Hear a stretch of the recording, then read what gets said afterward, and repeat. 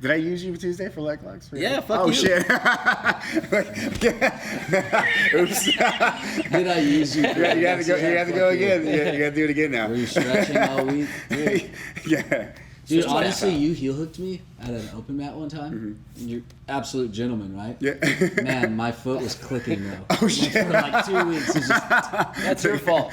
Yeah, no, it's my fault that I didn't touch sooner. I was like, dang. Look at these cankles, dude. Like, just repeated fucking instruction only. Yeah. Demonstrate on those ankles a lot. Yeah. Should be tough though. Should be tough. So yeah, guys, we are ready to start whenever you are. Sweet. I'm going to cover as much as I can with ankle locks. I know everybody's like, ankle locks. It's boring. But honestly, ankle lock I've found as I get more advanced in leg locks and the longer I've been a black belt, I find that the attachment that I get with the ankle lock grip is very, very useful, especially in the modern game right now where everybody is very pretty good at defending heel hooks, and they know where the knee line has to be. They know how their foot has to be angled, how their heel has to go to the ribs, and all these things. These very common defenses. The ankle lock grip will actually keep me attached. So this is kind of my go-to now, just to establish a connection with my partner. So simple where we're going to show this is from Ashigarami position. If you watch any other stuff that we do, we kind of break leg locks positions into 9 positions, into 3 categories. So it'd be A, B, and C. So basically what I'll be working with today is just kind of in the A category, which would be Ashigarami, double outside Ashi, and then what we call Sambo knot position, which is a full reap. But for the most part, it's just going to be Ashi. Ashigarami position is going to be the, in my opinion, is one of the easiest positions to enter into. These honey holes and the reaps and things, great. They're I would say they're better positionally. They're much better to be in than an Ashigarami position because they're more locked in because you're crossing the hip. But that being said, the Ashigarami position is an easy entryway to the legs. Okay, so that's all I'm going to kind of show today is just kind of a basic entry. How I go into the ankle lock is, it can be starting anywhere. All I care about is getting an underhook grip on the leg, and what I'll do is I'll kind of try to sell this like I want to press, like I want a pass. But the way I enter into the ankle lock is I'll press into the person, and the reason why I'm doing this is because I kind of want them to give me a little pushback. Now, when they push back, notice where I'm at on the leg here. I'm actually kind of more near the calf, and when I fall back, it kind of creates a bit of a counterbalance. What I don't want to happen is something like this, where I'm like here and I go, and I fall down like that. It's not so good.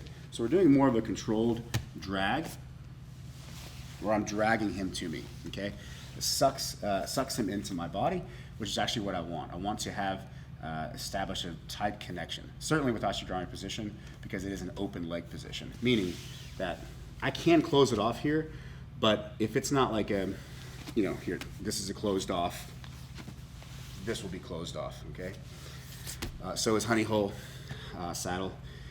So because it's that, I need to eliminate as much space as I can. So in sucking him in, this is how I'm gonna land. So I wanna close this position off. Now there's variations with the inside leg. I'm not gonna talk too much about that, but essentially what I'm doing is I'm pinching my knees together, and I'm establishing a choke grip on the leg. Now, this leg here, I see a lot of times people go do this.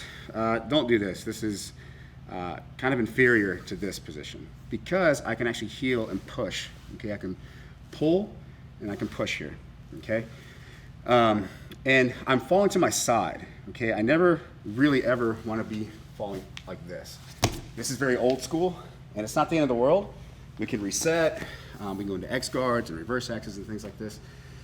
But ideally, I just want to fall to my side, because when I fall to my side, he tries to come forward, it's going to be a little difficult.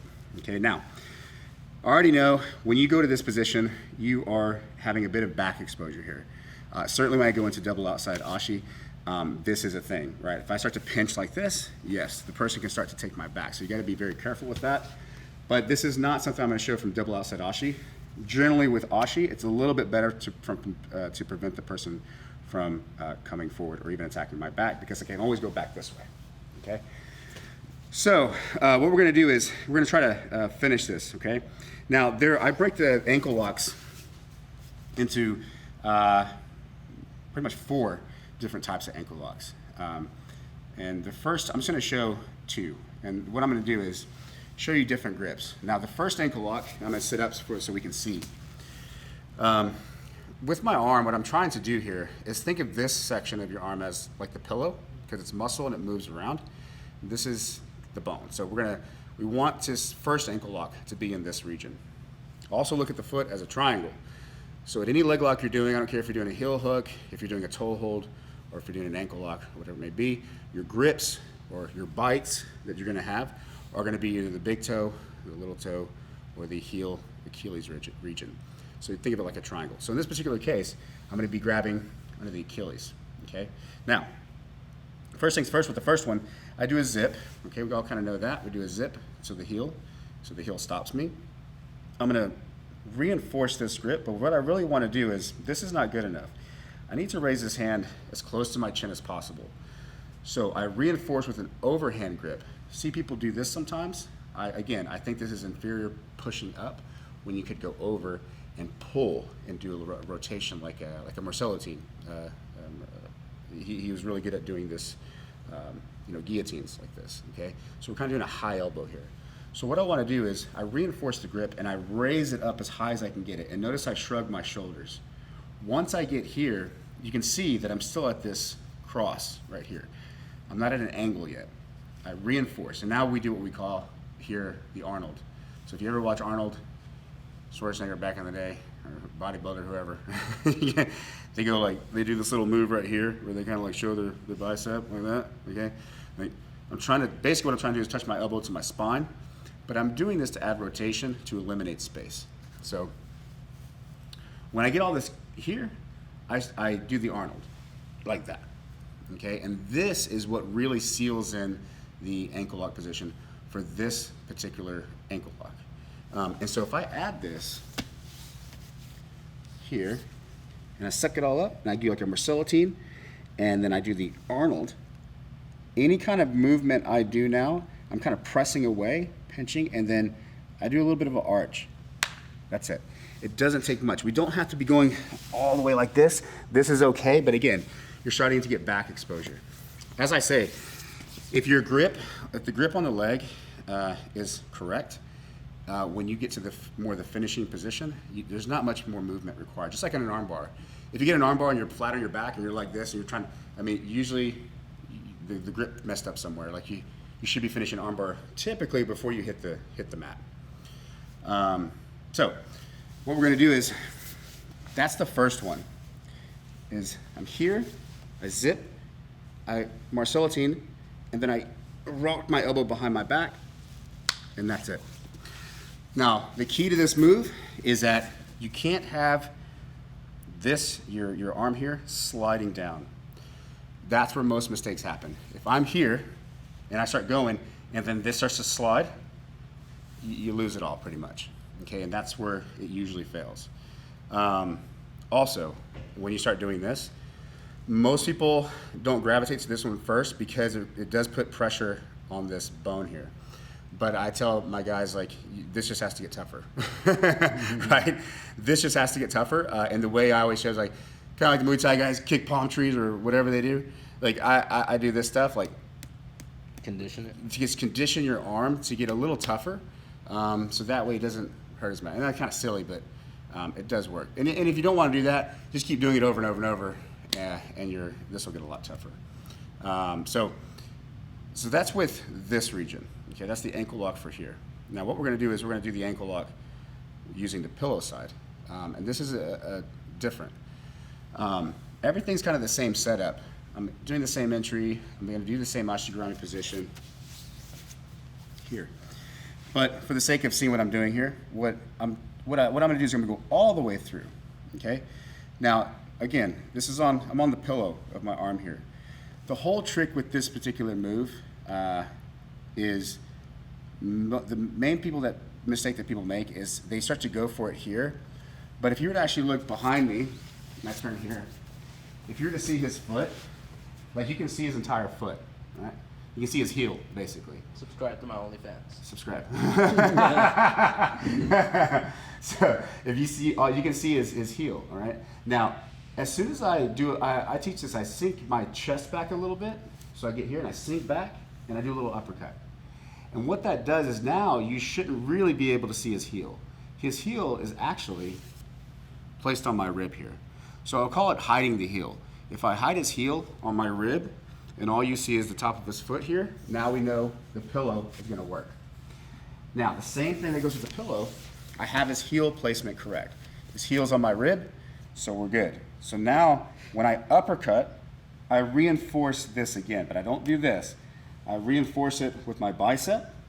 I lift that bicep and I reach for my tricep. And now, obviously I don't even have a leg configuration, but if I just, boop, that's it. It doesn't take much movement as long as, again, this doesn't happen. You start sliding your hand down to your belly button.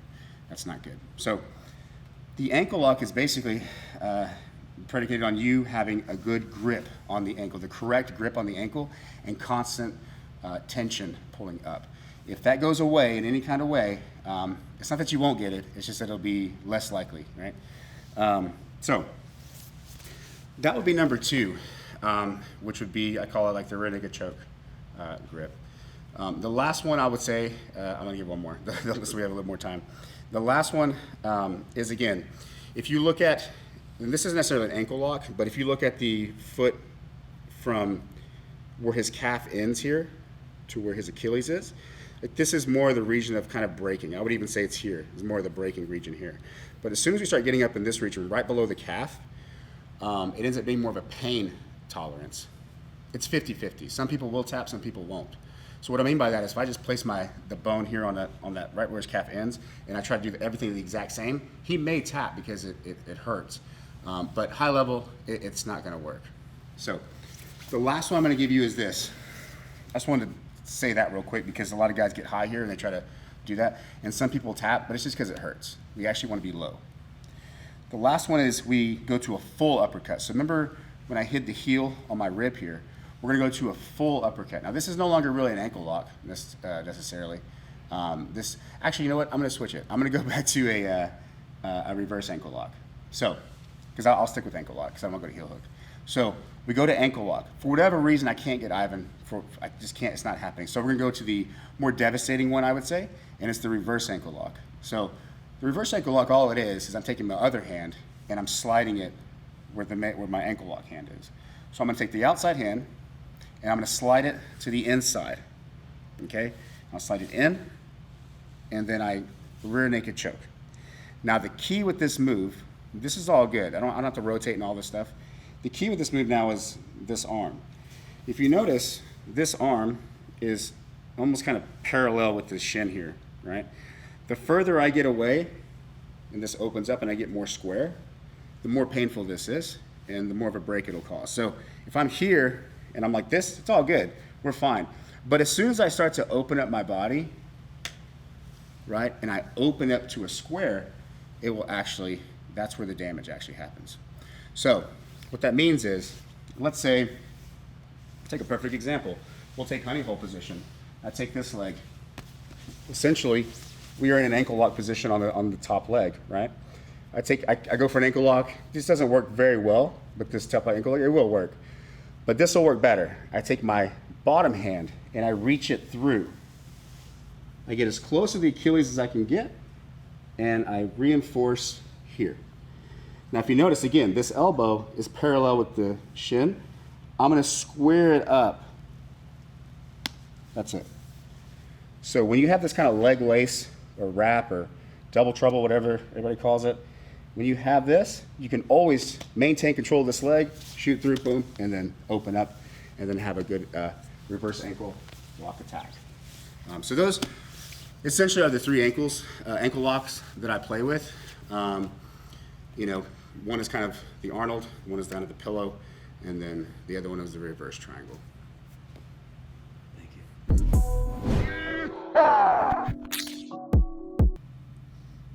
Hey guys, my name is Ivan. This is my coach, Ryan Villalobos. We're here at Val Jiu-Jitsu, VOW, the Village of Wolves, however it is that you want to call us, as long as you call us. We've been here for about 3.5 years in Central Austin, a little bit hidden, but you can find us pretty easily. We focus a lot in the modern game of Jiu-Jitsu with a strong grip on the fundamentals, right? We have fundamentals classes every day, leg lock specific classes. We have a big women's program as well, a Sunday open mats and open mats throughout the week as well. We welcome everybody to roll with us, and we just expanded our gym to be able to fit more of y'all. So if you want to come visit, let's get some rolling in.